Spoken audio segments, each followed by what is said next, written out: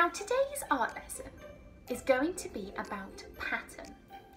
Now the word pattern is defined as a repeated decorative design, and you will have seen lots and lots of different patterns.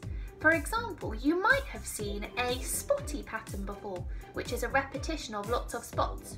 I'm wearing a striped t-shirt today. This is showing you a stripy pattern. Now, to warm up our art brains, we're going to go on a little pattern hunt around my flat to see which patterns, which repeated decorative designs we can spot. Are you ready? Let's go! The first pattern that I've spotted is on my rug. If we look down at my rug here, can you see all of the different squares that are making up this pattern? Let's go and see if we can find anything else. I've spotted some candle holders on my desk that have a pattern on them. There's this pattern here. You can see it's repeated. It goes all the way around the candle holder. This one's got a cross pattern on it. And this one has got flowers. Let's go and see if we can find anything else. Look at this leaf pattern. It's on the back of one of my sofa cushions. Have a look at the cushions on your sofa. Are there any patterns on those? This shopper bag has got a starry pattern on it. Can you see all of the purple stars on there? Spotted some patterns in nature. Can you see all of the stripes on my plant?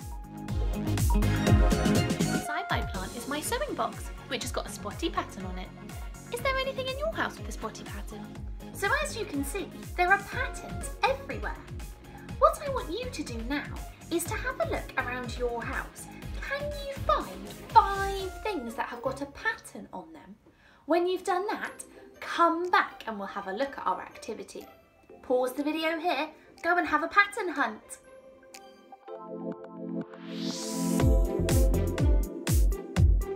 Well done for finding so many things.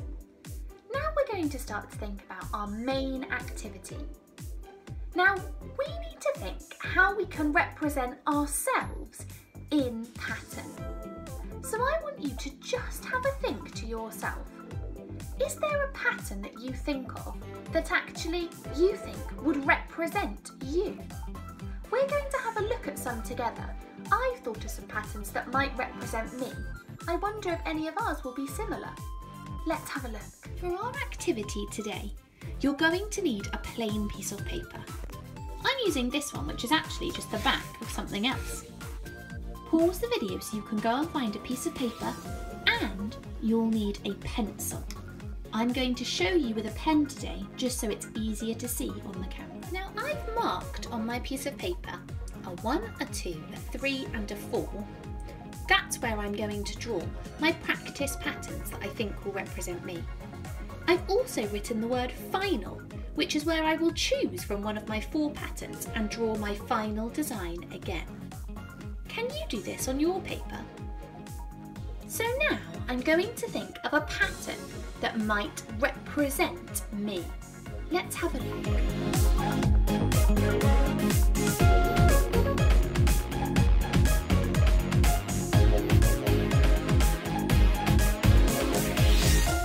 The first pattern I've drawn is I've tried to draw some roses.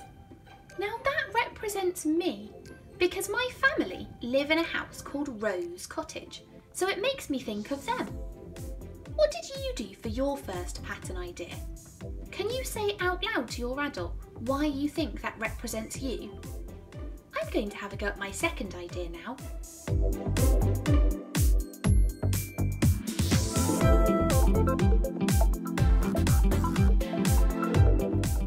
This is my second pattern idea. Now, I feel that that represents me because those shapes make me think of the roofs of houses and make me think of my life in Bristol. What did you do as your second pattern idea? Can you tell an adult in the room, how does what you've drawn represent you? I'm going to try my third one now. Are you ready?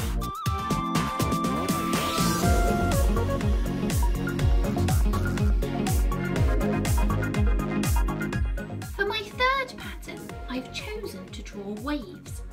That's because it makes me think of my favourite favourite place in the world, which is Warkworth Beach. Although the water there won't be as chilly as the water in the North Sea. Right, let's have a look at our fourth idea. What will I choose?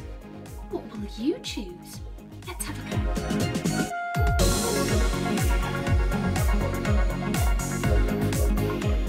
I've chosen to do a spotted pattern last of all.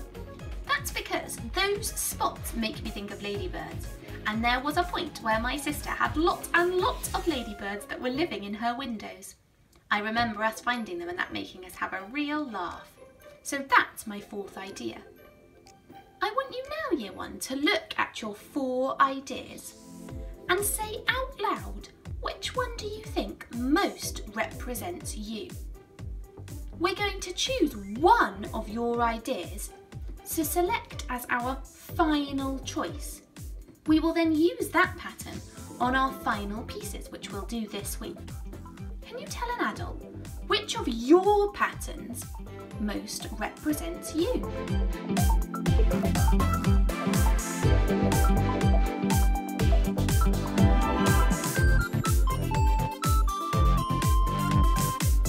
I've chosen to represent these rose shapes as my final pattern, because the roses on there make me think of my family. I want you to look at your 4 choices and decide which one are you going to draw again for your final pattern. Well done, Year 1. So now you should have chosen your final pattern idea. You're going to need to remember that for when we do our final piece this week. You'll have noticed that I didn't use any colour on my sheet. That's because today I'm just thinking about the pattern. I don't need to worry just yet about the colours. All of those choices will come together when we do our final piece of art this week. Good luck selecting your patterns. I know that we would love to see them. So if you'd like to, you could send us a photo. Bye, Year 1. Have fun.